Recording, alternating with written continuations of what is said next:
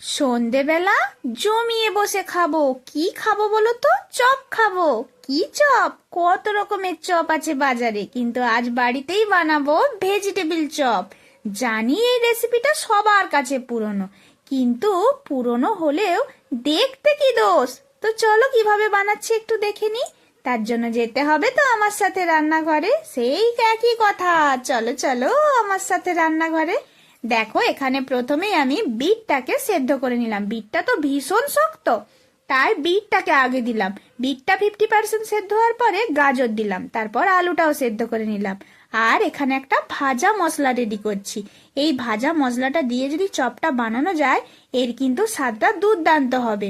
আর এখানে আরেকটা কথা বলি, চাইলে কিন্তু তোমরা একসাথে প্রেসার কুকারে সিটি দিয়েও সবজিটা সেদ্ধ করে নিতে পারো। আমি একটু আলাদাভাবেই করলাম। তারপর কিছুটা পরিমাণ বাদামও ভেজে নিলাম। আচ্ছা, এখানে বলে রাখি, বলেছি ভেজিটেবিল চপ একবারে ভেজ ভাবে বানাবো, কিন্তু একটু পেঁয়াজ রসুন দিলে মন্দ হয় না। তাই প্রথমে তেল গরম করে আদা রসুন আর পেঁয়াজটাকে নুন দিয়ে বেশ ভালো করে ভেজে নিলাম।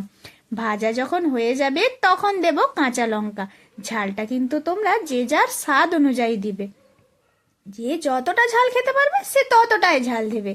এবার আমি যে সেদ্ধ করে রাখা সবজিগুলো রেখেছিলাম সেগুলো দিয়ে দিলাম। তোমরা এখন বলবে এটা ম্যাশ করে কেন কড়াতে দিলাম না? ওই যে বললাম, আমি একটু আলাদাভাবে বানিয়েছি। এই যে খুন্তির সাহায্যে দিচ্ছি, একদম ম্যাশ করে। প্রথমেই যদি ম্যাশ করে দিতাম ঠিক যেন ভালো ভাজা হতো না, তাই একটু ভালো করে ভেজে নিয়ে খুন্তি করে ম্যাশ করে দিলাম। এবার বাদাম ভাজাটা দিয়ে দিলাম, আর যে আগে থেকে যে রোস্ট মশলাটা বানিয়ে রেখেছিলাম, ভাজা মশলাটা, ওটাও দিয়ে দিলাম। আর স্বাদের জন্য দিলাম একটুখানি চিনি, একদম অল্প করে। এরপর যখন পুরটা হয়ে যাবে তখন ঠান্ডা করতে দিয়ে দেব। তারপর আমি 2 চামচ কর্নফ্লাওয়ার নিয়েছি, চাইলে অ্যারারুটও দেওয়া যায়। সেটাকে অল্প একটু জল দিয়ে এটাকে আমি ঘোল বানিয়ে নেবো। আর হ্যাঁ, একটুখানি নুন দিয়ে দিবে, তাহলে খুব ভালো হবে। অল্প অল্প জল দিয়ে ঘোলের মতো বানিয়ে নেব।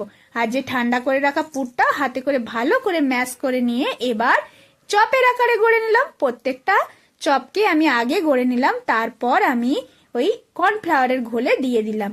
তারপর এখানে বিস্কিটের গুঁড়োতেও দিয়ে দিলাম। ওই একই রকম ভাবে সব চপগুলোকে গড়ে নেব। আর হ্যাঁ, প্রত্যেকটা চপকে কিন্তু আমি 2 কোট করব।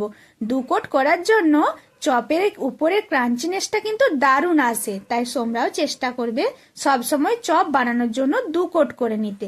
তারপর কিন্তু অবশ্যই ফ্রিজে 10 থেকে 15 মিনিট রেস্টিং টাইমে রেখে দেবে। তারপর আরেকটা জিনিসও করতে পারো, যদি ফ্রিজ সেই সময় কাছে না থাকে, প্রত্যেকের বাড়িতেই ফ্রিজ আছে, কিন্তু যদি সেই মুহূর্তে হাতের সামনে ফ্রিজ না থাকে তাহলে এমনিও কিন্তু 10-15 মিনিট রেস্টিং টাইমে রেখে দিলেই হবে। তারপর গরম তেলে টুপটুপ করে ভেজে